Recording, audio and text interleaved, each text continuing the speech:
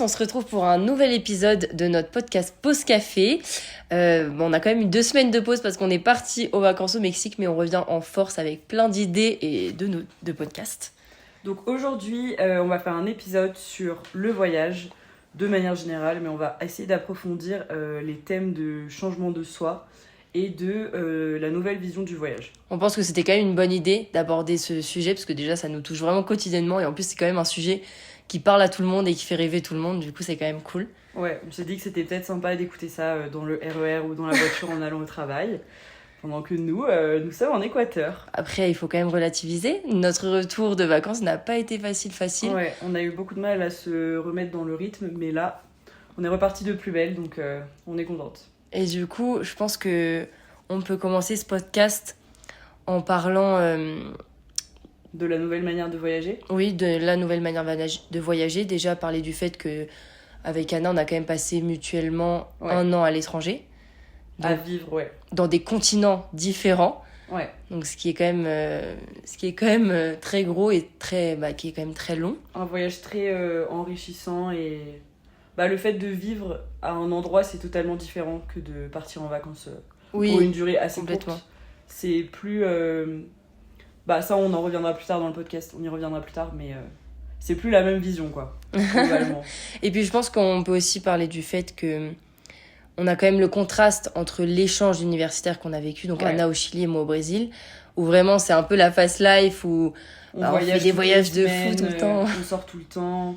On fait les foufous et on se fait plein de potes aussi. Et du coup, le contraste avec la vie qu'on peut avoir ici, qui est vraiment une vie de gens en job. Travail, quoi. On travaille, on a des obligations, même si évidemment l'école était obligatoire en échange universitaire. Oui, bien sûr. Mais bon, c'était... après, dans les 2 cas, on peut bien modeler nos horaires, je trouve. On peut un peu s'organiser selon nos envies, donc c'est sympa. Mais ça reste un rythme où quand même on doit se lever tôt le matin, on se couche tôt, on sort pas et on a vraiment un rythme de daron, même je dirais. Un rythme de daron au travail, en 35 heures. Mais bon, c'est très enrichissant aussi, du coup c'est ce qu'on va voir dans ce podcast. Qu'il y a plusieurs manières du coup d'être à l'étranger, rester longtemps, ne pas rester longtemps, c'est une énorme différence. Même si ça paraît logique, on va essayer d'appuyer un peu sur ces points. Ouais.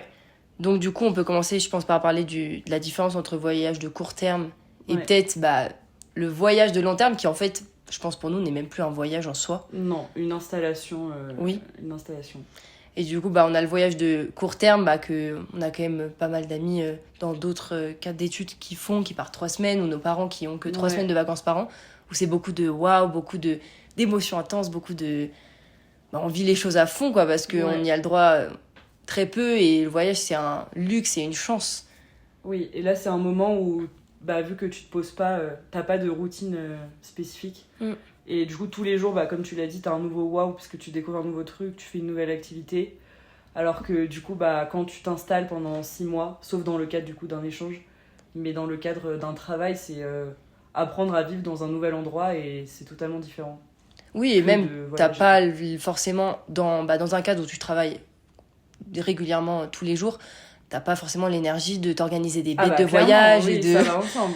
Oui. C'est sûr que quand t'as fait 8h, 18h toute la semaine, le week-end, t'as pas envie de... Ouais, t'as envie de te reposer, de prendre un peu de temps pour toi, d'aller faire le marché. Ouais, c'est clair. Oui, c'est vrai. Mais du coup, dans ce thème-là, il y a aussi un point sur les personnes avec qui partir. Donc du coup, si c'est pour un truc long comme nous on le fait, il y a un peu... il faut vraiment bien se poser la question. Est-ce que ça match, quoi. Mais même dans les voyages de court terme, ça c'est un truc dont on s'est rendu compte avec Océane, c'est que on peut pas voyager avec tout le monde. C'est pas parce qu'on est amis qu'on est forcément des bons partenaires de voyage, parce qu'il y a trop de manières différentes d'appréhender le voyage et de voyager. Ouais, et je pense que c'est hyper compliqué de faire la différence, parce que en vrai, avec Anna, avant de partir, on vivait ensemble et on n'en avait aucune idée de vraiment, est-ce qu'on a la même vision du voyage ? Est-ce que Anna, elle va adorer partir dormir dans une tente, pas se laver pendant 3 jours, plein de trucs où tu sais pas, et c'est un peu la surprise. Et je trouve que c'est tellement important de voyager avec quelqu'un qui a le même rythme que toi, que ça peut tellement aussi détruire un peu tout ton voyage et ton expérience. Pas qu'il y a un rythme meilleur qu'un autre, mais c'est juste que bah sinon il y aura forcément une des deux personnes ou une personne du groupe qui devra s'adapter au rythme des autres. Et bah ça veut pas forcément dire vacances pour cette personne, tu vois, de se lever à 9h tous les matins et faire des activités. Oui. La personne elle veut se reposer, alors que pour l'autre, bah tu vas pas à l'autre bout du monde pour rester 3 heures à la piscine avec un cocktail, tu vois. Ouais, comme tu dis, il y a pas de mauvaise façon de Ouais, voyager. les deux sont très sympas. Et encore une fois, c'est aussi un mood. Oui, genre, moi j'adore faire les deux, je pourrais faire les deux. Je suis d'accord. Juste ça dépend de où je vais, pour combien de temps. Je suis d'accord. Si j'ai taffé 1 an et que je suis crevée, bah j'ai envie d'être à la plage avec des cocktails. Voilà, c'est ça. J'ai pas envie de me taper des super randos et tout, mais pour le coup, si on est bien, bah comme on est actuellement, quand on est bien posé et qu'on a le temps, on a aussi plus le temps de faire des activités développées, entre guillemets. Oui. Des trucs qui demandent plus d'efforts. Et même de trouver des activités qui nous plongent réellement dans la culture d'ici. Ouais. Et qu'on pense que, bah, même qui est assez logique, quand en 3 semaines de voyage, t'as pas la possibilité forcément d'y toucher. Oui, c'est clair. Et ça nous amène sur un autre point qui est le fait que nous, aujourd'hui, avec Anna, je pense que notre vision du voyage a aussi beaucoup changé parce qu'on recherche vraiment l'expérience plus que le confort, même si le confort est toujours important. Le confort reste important, mais je suis d'accord que c'est plus le point principal. Enfin, on s'en rend compte quand on va à Quito, dans des auberges où il y a plein de gens. Anna est toujours là en mode « Oh non, il y a que des étrangers. Genre, on aimerait trop être avec que des Équatoriens. Ils parlaient que espagnol. » Et en vrai, on n'a pas trop, à ce moment-là, envie de parler anglais et être dans notre confort. Parce qu'on parle pas de confort... confort matériel. On parle vraiment d'un confort sortir où juste... de sa zone de confort. Bah, moi, parler anglais, c'est confortable pour moi parce que je parle mieux anglais. Et rencontrer des gens européens, c'est confortable pour moi parce que ça ressemble plus à la culture. Ouais, clairement, je suis grave d'accord. Mais du coup, oui, c'est vrai que on préfère rester avec des locaux. Et même si c'est cliché, demander aux locaux quoi faire dans le pays, quelle activité, s'ils ont des conseils et tout, ça fera que enrichir votre expérience et ne pas forcément faire tout ce que tout le monde fait. Ils sont toujours de très bons conseils. Bah franchement oui, ils connaissent tellement mieux que nous. Puis en plus, c'est ça peut être des vrais guides aussi, des vrais atouts. Oui, c'est sûr.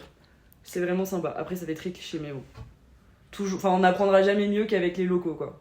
Ça c'est sûr. Ça, c'est et je pense que ça va aussi avec le fait que c'est vrai que quand tu vas à l'autre bout du monde et que tu n'y es jamais allé, t'as quand même toute une phase un peu de stress parce que tu découvres une culture qui t'a... Enfin, c'est la première fois que tu découvres quelque chose qui vraiment sort complètement de ce que toi tu connais. Ouais. Et du coup, c'est aussi très stressant et je pense que c'est peut même pour certaines personnes peut-être être oppressant de se retrouver entouré que de locaux qui font des choses, mangent des choses, parlent une langue qui est complètement inconnue pour toi. Ouais, c'est clair. Et je pense que nous, le fait qu'on ait passé autant de temps à l'étranger, loin, et dans des cadres où on se pose, est-ce qu'aujourd'hui, Anna, tu as une peur de partir voyager, de partir vivre 6 mois, même à Dakar?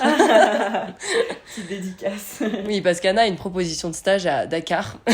Mais c'est un sujet compliqué, touchy, donc voilà. On ne sait pas encore où est-ce qu'elle va terminer. Mais pour le coup, par rapport à ce que tu disais, ce qu'on a dit toutes les deux d'ailleurs, c'est bien de se référer aux locaux, etc.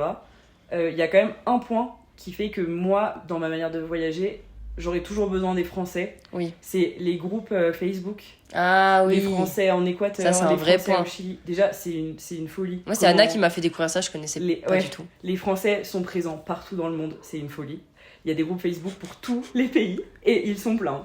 Et franchement, j'ai fait recours, ça se dit ? Non. Non. Comment on dit ? J'ai eu recours. J'ai déjà plusieurs fois demandé de l'aide sur ces groupes-là, donc notamment quand j'étais au Chili, que j'ai eu des galères de passeport, bref, pas mal de galères. Et en Équateur aussi, j'avais demandé quand j'avais cassé mon téléphone. Et juste en fait... T'en arrives des choses, dis donc. Ouais. En fait, c'est tout le temps des bonnes références et des bons conseils parce que vu qu'ils ont la même manière de voir les choses et de vivre les choses que nous, ils sont plus parce que c'est des gens posés aussi en un sens, dans les pays. Ouais. Et du coup, ils sont toujours de bons conseils et il y a une entraide énorme. Genre, c'est vrai. Phénomène de t'es français, ok, je suis français, je vais t'aider. C'est vrai que j'avais eu pareil au Brésil quand on partait en Bolivie. On avait demandé au groupe de Français de nous prêter des habits parce que on était partis au Brésil avec que des maillots de bain et des robes. Pas très et adapté. Du coup, ils nous avaient prêté des manteaux, des bonnets, des écharpes. Alors, je les connaissais pas du tout. Oui, c'est ça. Vraiment très gentil. Moi, le groupe de Français au Chili, il y a une dame qui m'avait obtenu un rendez-vous parce que j'avais perdu mon passeport 4 jours avant mon vol de retour. Donc déjà, horrible. Et j'ai mis un message en stress et elle me dit attends, moi je connais machin au consulat, à l'ambassade, je vais passer un appel. Le lendemain, j'avais un rendez-vous genre. Sans elle, je sais pas comment j'aurais fait. Oui, c'est vrai. Donc, c'est bien le local, mais le français reste toujours voilà. utile. Bah, pour le coup, ouais, en France, on est quand même bien. J'adore les Français. J'adore la France. Mais du coup, pour revenir au point, je pense que on est quand même, du coup, aujourd'hui des personnes très à l'aise de vivre quasiment partout dans le monde. Ouais. En tout cas, en Amérique latine, partout, parce que c'est vraiment un continent qu'on adore. Qu'on a touché. Et qu'on a bien touché, ouais. Ouais, je pense qu'à nous deux, on a fait quasiment tous les pays d'Amérique latine. Ouais, il doit nous en manquer vraiment pas beaucoup. Et du coup, on aborde on aborde le voyage et le fait de partir loin d'une manière plus différente. du tout pareil qu'avant. Je suis d'accord. Mais je pense qu'il y a aussi le fait qu'on parle la langue, enfin du coup toi depuis plus récemment, mais oui. le fait qu'on parle la langue, ça donne quelque chose où moi je suis énormément attachée à l'Amérique du Sud. Et même là, j'aimerais trouver un stage en Espagne. Oui, bah d'ailleurs, si vous avez des plans, voilà, n'hésitez pas à me contacter. C'est un peu le sujet du moment. Ouais, mémoire, stage, mission. Ouais, c'est chaud. Autant vous dire que nous sommes bien occupés. Bien occupés.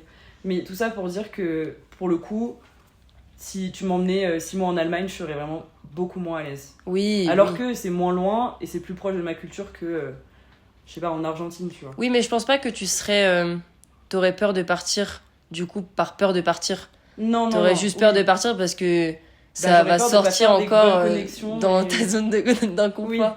Oui, c'est ça. L'inconfort devient confortable pour Anna. Oh là là. Ouais, mais non, mais l'espagnol, je pense que ça aide beaucoup. Oui. Juste le fait de pouvoir se faire comprendre et de comprendre, il y a aussi un sentiment où tu te sens jamais 100% perdu, tu vois.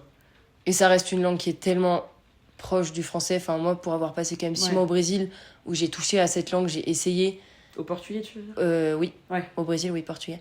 Et juste, enfin, c'est tellement... L'accent est tellement différent et... Oui. Enfin, juste, je comprenais rien. Genre, j'avais beau apprendre les mots que je comprenais jamais rien. Et du coup, oui, c'est plus dur aussi d'accéder à des amitiés locales.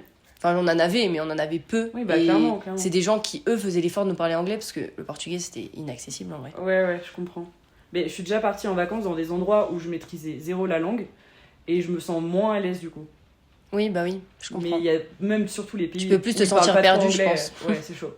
Genre quand tu vas dans l'Italie profonde où personne ne parle anglais, j'étais partie avec mes parents il y a longtemps, on avait loué un Airbnb et du coup personne ne parlait italien. On était paumés dans la campagne, le mec ne parlait aucun mot d'anglais. Et juste, on pouvait pas communiquer, genre. Et on avait eu un problème de clé, on ne pouvait pas parler. Ma mère, elle faisait du langage des signes. Mais c'est une barrière qui est vraiment huge. Genre, ça peut tout changer aussi. Donc c'est pour ça que c'est cool aussi de bien écouter en cours et d'apprendre des langues et même de prendre des options de langue parce que c'est trop intéressant. Après, le meilleur moyen d'apprendre, c'est d'être ici. Hein. C'est clair, oui. Ça, c'est vrai que la pratique, bon, on l'enlèvera jamais, mais le fait d'être sur place, ça change tout. Ça change tout. Et du coup, est-ce que tu as d'autres points à aborder sur le voyage ?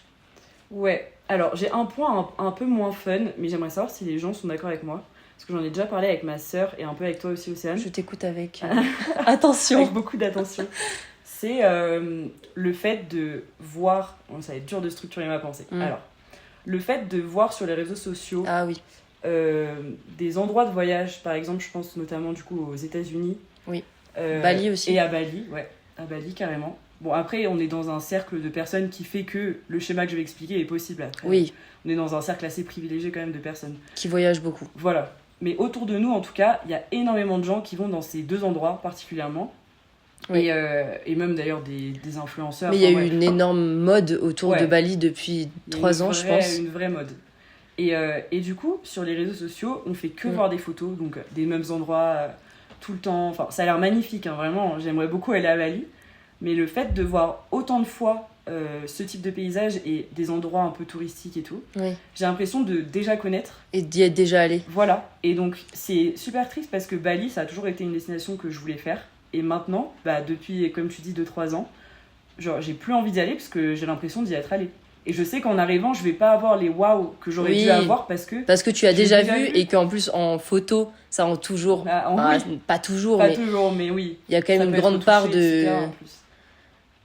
on peut du coup parler de l'influence des réseaux sociaux sur tes voyages. Est-ce que t'as pas... Moi, par exemple, quand j'étais au Brésil, la seule raison pour laquelle j'ai été en Bolivie, c'est parce que j'ai vu des stories, des machins, je me suis dit, mais attendez, ce pays existe. Ouais. Franchement, alors je suis peut-être pas très cultivée là-dessus, mais genre je n'avais aucune idée que le salaire de Uyuni existait. Ah ouais, c'est chaud. Et genre j'étais vraiment en mode, mais waouh, D'accord, je découvre vraiment quelque chose de fou. Et après, pour le coup, j'ai eu quand même ce waouh parce que c'est quelque chose d'unique. Et c'était quelque chose d'unique que j'ai vu, mais je peux comprendre ce sentiment, surtout que moi, je l'ai vu, peut-être, j'ai vu 3 stories et j'y suis allée, tu vois. Oui. Alors que c'est pas, tu vois depuis 3 ans les stories, les machins, et du coup. Ouais, et même pour les États-Unis, c'est au-delà des réseaux sociaux, c'est tous les films, tous les clips. Tu sais, genre, ça tourne tellement. Il y a tellement une énorme influence de la culture américaine que juste, je suis blasée. Genre, je pense que si on m'invitait en voyage à New York, je serais hyper contente, mais beaucoup moins que si on m'invitait en voyage en Mongolie, par exemple. Parce que Mongolie, je connais pas ce pays, j'ai vu personne y aller. Et du coup, j'ai une excitation particulière dans le fait d'y aller. Non, mais je comprends. Aussi avoir envie de faire quelque chose qui est particulier et qui t'appartiendra qu'à toi, finalement. Exactement. En mode, je dis à un dîner, ah putain, j'étais en Mongolie la semaine dernière, et tout le monde en mode, what ? Pourquoi t'es allé en Mongolie ? Genre, et là, du coup, tu fais pareil qu'on m'a fait avec la Bolivie, tu montes des trucs et les gens se disent, mais waouh ! Incroyable. En fait, c'est un pays incroyable et on peut passer à côté de tellement de choses. Mais oui. Moi, c'est ce que je m'étais fait comme réflexion quand j'étais au Brésil. Je m'étais dit, c'est fou parce que là, je découvre des pays que, entre guillemets, évidemment, je savais que la Bolivie, ça existait.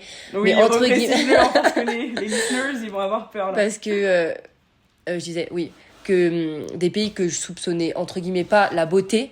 Ah oui, et en y allant et en voyant ça, je me dis, mais en fait, c'est fou parce que on se restreint aux pays qui sont montrés sur les réseaux sociaux, qui sont famous, qui sont sécures, entre guillemets.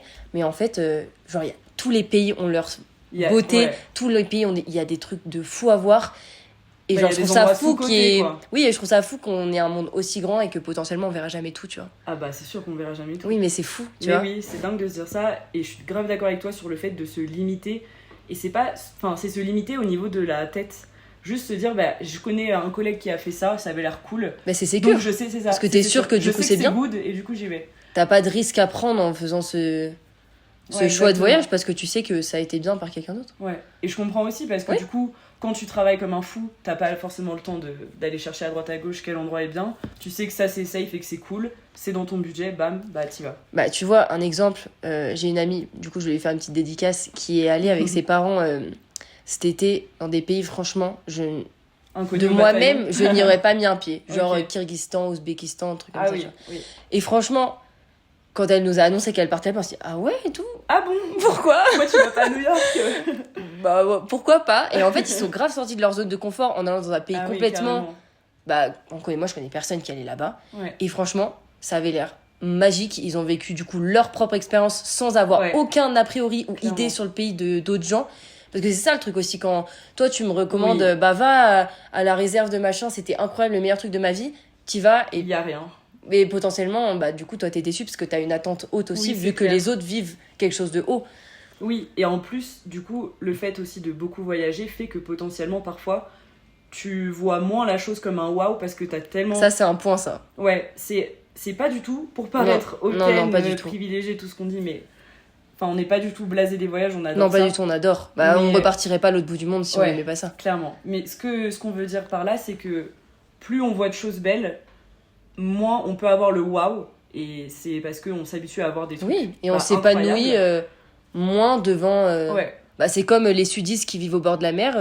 Quand ils me voient tout émerveillé, quand je vois la mer, ils se moquent de moi. Oui. Mais c'est quoi cette débilos qui est là en mode les gars, la mer, venons, on va toucher l'eau. Ils sont là en mode mais juste elle est chelou. Et en vrai c'est un peu pareil pour nous, mais c'est un luxe et on se rend compte qu'on a beaucoup de chance parce que du coup on est ouverte à plein de choses, à plein de cultures. On a vu des choses magnifiques, je pense. Enfin, toi, t'as vu le Machu Picchu, t'es allé en Patagonie. Patagonie. C'était super. Moi, j'ai vu le désert de l'Ensoy, le Salar de Uyuni. On a vu des trucs, je pense, tellement waouh. Ouais. Que c'est tellement dur de faire mieux, en fait. C'est ça. C'est juste... Enfin, c'est comme quand on te donne le meilleur, tu peux plus baisser tes standards parce qu'on t'a donné trop. Et ça veut pas dire que ce qu'on voit, on n'apprécie plus. Non, pas du tout. Clairement. Mais pour le coup, c'est vrai que j'ai eu des petits chocs comme ça. Par exemple, comme disait aussi, du coup, j'ai eu la chance d'aller en Patagonie. Et c'était vraiment mon voyage préféré. De la vie entière. De ma vie, ouais. Et ensuite, l'année d'après, je suis allée à Amsterdam, aux Pays-Bas, et à La Haye. Et en vrai, j'ai pas trouvé ça beau. Je suis arrivée, j'avais vu des photos, justement, Instagram de Amsterdam, magnifique et tout. Tous mes copains qui étaient allés m'avaient dit, mais c'est super et tout. Et honnêtement, j'ai pas accroché. Et du coup, juste, je me suis rendu compte aussi que mes standards en termes de beauté de paysage avaient changé, avait augmenté un peu en un sens, mais pas vraiment, puisque c'est des paysages tellement différents qu'il n'y a pas de comparaison possible en soi. Mais c'est vrai que je suis moins waouh devant les trucs. Comme si on avait perdu un peu notre petite âme d'enfant, tu sais, genre. Maintenant, on a tellement vu de beaux trucs que mais en même temps, je trouve que c'est... Ça peut paraître négatif, mais c'est aussi tellement incroyable parce que c'est quand même dû au fait qu'on a vu des choses incroyables et qu'on a eu la chance de bouger partout. Et du coup, factuellement, c'est pas grave de plus avoir ce waouh. C'est juste que maintenant, on arrive dans la tête à hiérarchiser un peu la beauté des choses. Enfin, selon nos critères propres, puisque la beauté, c'est subjectif, mais... Oui, moi, je pense que une des plus belles choses que j'ai vues de ma vie, c'est le désert de Lençóis. Et ça va paraître, encore une fois, bizarre à dire, mais du coup, quand j'ai vu... le désert par exemple au Maroc ou en Jordanie, c'était très beau, mais je me suis dit vous avez pas vu celui-là, hein. Je suis grave d'accord, parce que lui il était vraiment spécial. Je suis trop d'accord. Et aussi ça ramène un point tout à l'heure, bon ça fait longtemps maintenant que t'as abordé un peu ce point, mais on a changé de point là. C'est quand tu parlais du voyage de ta copine avec ses parents, je trouve ça fou du coup que les parents malgré leur travail ils sortent de leur zone, soient sortis de leur zone de confort, genre aient pris plus le temps potentiellement de préparer le voyage et tout. Et je trouve aussi que c'est assez générationnel. Bon, vous nous direz, ceux qui nous écoutent, vous nous direz si vous êtes d'accord, mais je trouve que la génération d'Océane et moi, elle est vraiment très dans le backpacking. Je prends mon sac et je pars n'importe où dans le monde, parce que du coup c'est poussé par les réseaux, ça c'est sûr et certain. Sur les réseaux sociaux, il y a trop de gens qui se lancent en mode aventure solo. Ça fait moins peur quand tu vois que tout le monde le fait. Exactement. Tu t'en sens plus capable. Mais là, il y a des gens qui m'ont dit qu'ils partaient en backpack. Je les ai regardés, je fais, mais toi tu pars en backpack. Ah bon? T'as acheté des chaussures chez Decat pour faire de la rando? Ah bon? Et juste, tout le monde se lance un peu des challenges. Et j'ai l'impression que beaucoup plus dans notre génération. Du coup, je trouve ça trop cool. Mais en même temps, je sais que par d'autres générations, on peut être vu comme des gens instables.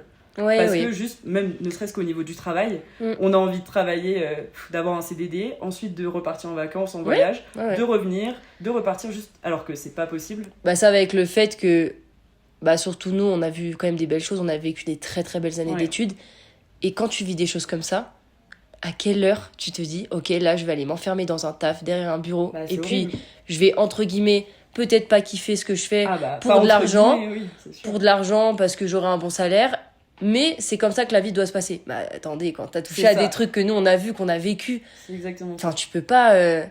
Mais surtout que là, tous les adultes qui nous écoutent, ils vont se dire bon, ils vont pas avoir le choix. Moi aussi à 20 ans je pensais ça, mais juste t'as pas le choix, c'est le monde du travail, c'est ça la vie. Mais nous, notre génération a un vrai problème avec justement cette phrase de c'est ça la vie. Genre, c'est travailler. Je sais que il va y avoir un vrai problème, je pense, sur le monde du travail avec nous, parce que nous, rester 20 ans, 30 ans dans une boîte, on va s'ennuyer. Notre génération ne va pas réussir. On est des générations qui bougent tout le temps. On n'a pas vécu plus de 1 an dans un même endroit depuis 5 ans. Ouais, c'est clair. C'est exactement ça. Mais oui. Tous les 6 mois, on a bougé. On doit repartir. On doit repartir. Je sais pas du coup si vous aviez compris, mais on a un stage à trouver pour janvier. Petite pub, petit instant promo. Océane cherche en consulting et moi en venture capital. Je cherche chef de produit maintenant. Ah oui, chef de produit, c'est vrai que ça a switch. On élargit nos champs de possibilités. C'est clair. Donc du coup, si vous ce qui fait qu'on doit repartir à l'étranger. On doit repartir direct, Et en fait, ça a été un vrai sujet aussi avec Anna, parce que... Ah, clairement, c'est un bon point, du coup. Parce que, du coup, là, on vit quand même 6 mois en Équateur. On vit quand même, à 2. Faut se le dire, on est quand même à 2... Avec Féfé. Avec Féfé. Et on est quand même loin de tout le monde, et on est très loin. On est quand même à 7000 km, voilà. 7 heures de décalage. Et le fait aussi de là, devoir retrouver un stage à l'étranger pour janvier, je pense que c'est un peu compliqué quand même dans nos têtes. Ouais. On a un peu du mal à se projeter, parce que ça veut dire pas prendre le temps de se reposer quelque part, puis repartir. Là, juste, on va fêter Noël avec nos familles, on les voit pendant 2 semaines et on repart, quoi. Et on sait pas où encore, puisqu'on n'a pas trouvé de stage. Mais... Et on avait vraiment au début focalisé la recherche proche de l'Europe, parce que c'est vrai que repartir loin, je pense que ce serait un peu dur pour nous. Oui. Parce qu'on a, surtout que le stage, c'est repartir seul loin. C'est ça. Et on l'a déjà assez fait, là. Ouais. Et du coup, on s'est focalisé sur l'Europe. Sauf qu'en fait, on se rend compte que c'est hyper compliqué de trouver, qu'on n'aura pas forcément le choix. Anna, elle commence à postuler à Montréal. À Dakar. Et en vrai, ça, c'est vrai que c'est un point, parce que je crois qu'on en avait déjà parlé, mais c'est le fait que de vivre loin, et c'est super, et on adore partir, parce que sinon, on l'aurait pas fait. On adore repartir, et on est content de repartir, mais c'est vrai que parfois, on est quand même content d'entrer chez nous. Oui, clairement. Et content de retrouver la France. Ça, c'est un des points qu'on voulait aborder, c'est que Moi, par exemple, j'ai toujours voulu... j'ai toujours pensé que je serais quelqu'un qui travaille à l'étranger, parce que j'adore, du coup, voyager, parler espagnol pareil. surtout, vraiment. Trop mon Et kiff. puis changer son dynamisme Changer de vie, tu d'air, vois. ouais. Juste de se challenger, changer d'air et vivre des trucs. Enfin, j'adore. Vraiment, je voulais trop vivre à l'étranger. Et après le Chili, donc après 6 mois au Chili, ça s'était un peu confirmé en mode j'adore ça, là c'est sûr, j'ai adoré. Et en fait, plus je pars, et du coup, plus, comme tu dis, j'ai envie de retrouver un peu mon confort aussi à la maison. Et du coup, repartir là, se dire qu'on repart en janvier, ça me plaît pas forcément. J'aurais aimé pouvoir faire une pause à Paris, puis repartir encore, je pense. J'ai plus trop envie d'être trop loin pendant trop longtemps. Oui, bah oui. Puis c'est un peu la sensation que finalement, est-ce que t'as vraiment un chez toi? On a quitté l'île, c'était chez nous. On n'a pas de chez nous là. Hein. Et on n'a pas de. Y a pas de. On va rentrer chez nous parce que même si on adore nos parents et qu'on est content de rentrer chez vous, c'est vrai que c'est plus chez nous. Depuis 5 ans, c'est plus chez nous. Et là, on est parti en Équateur en quittant chez nous et en sachant qu'on n'allait plus jamais revenir. C'est vrai que là, on revient plus à Lille. Donc on a plus des pieds à terre que des maisons stables, quoi. Ouais.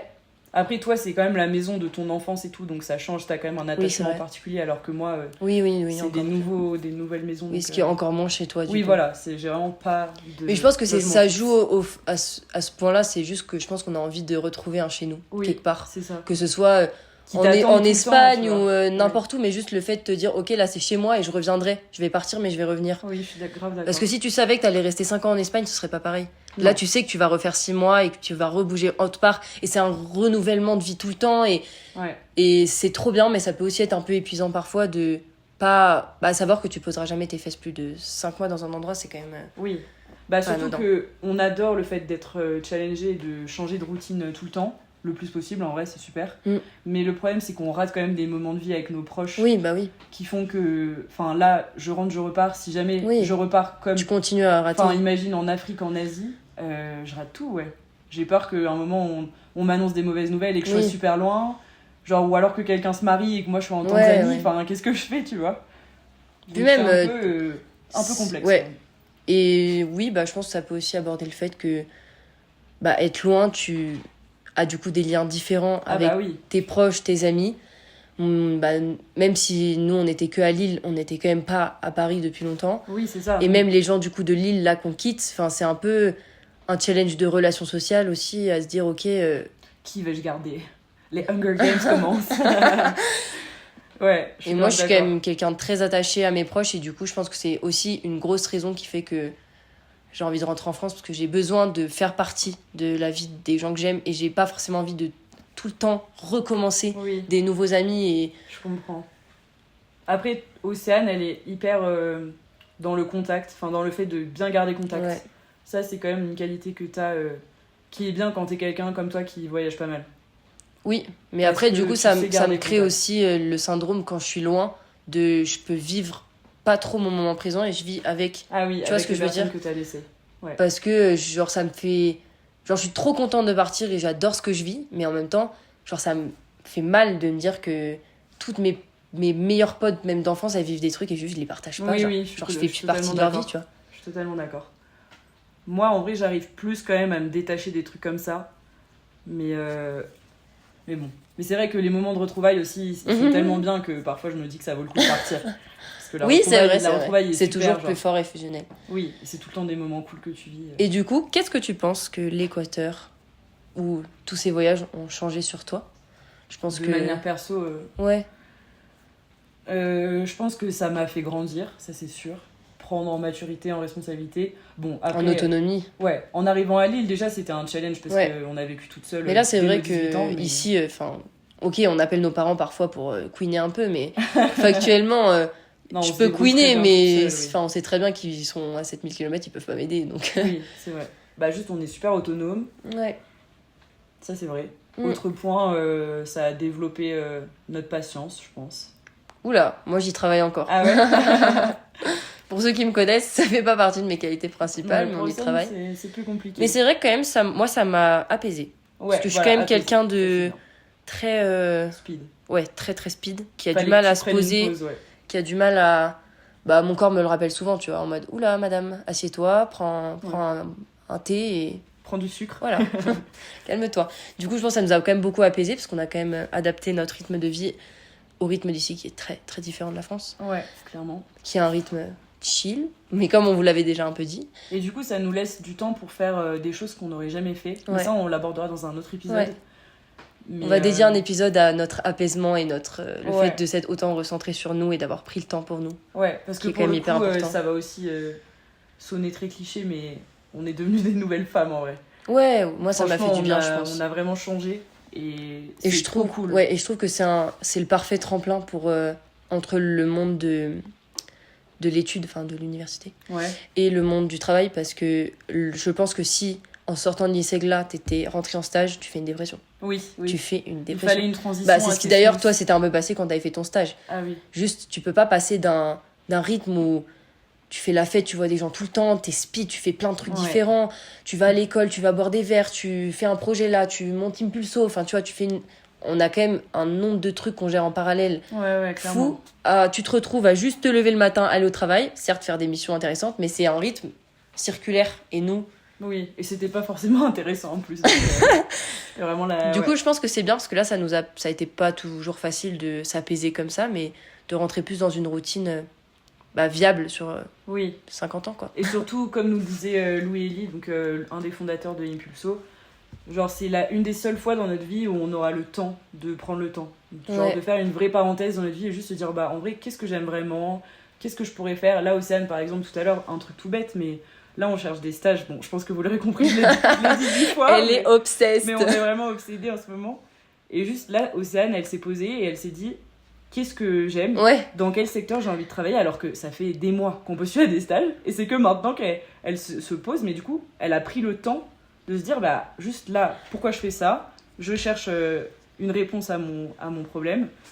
Et juste, je m'aiguille dans ma vie. Et en vrai, bon, ça paraît hyper meuf chamane et tout ce que je dis là, mais... ça paraît chaman, mais en vrai, en France, je n'aurais jamais pris ce temps-là, parce que t'as trop de trucs auxquels penser. Et puis même si j'avais rien, juste, on prend pas le temps de penser à nous et c'est vraiment ce qu'on veut faire. Et... Enfin, je suis désolée, je suis en 5e année d'études, je sais pas quel métier je veux faire, c'est quand même fou quand on y pense. Je suis d'accord. Et que c'est normal de pas savoir, mais j'avais même pas à peine une petite idée de vraiment ce que je voulais faire, quel secteur, enfin c'est quand même fou. Oui, je suis d'accord. Mais du coup, apprendre à prendre le temps, qui sera un prochain sujet, j'espère qu'il va vous intéresser. Ouais, je pense qu'on va essayer de le faire du coup la semaine prochaine. Ouais, mais je pense que c'est le plus personnel qu'on pourra vous faire, parce que pour le coup, c'est une situation qu'on vit 100%, et dans laquelle on se retrouve beaucoup. Je pense qu'on aura pas mal de trucs intéressants à partager.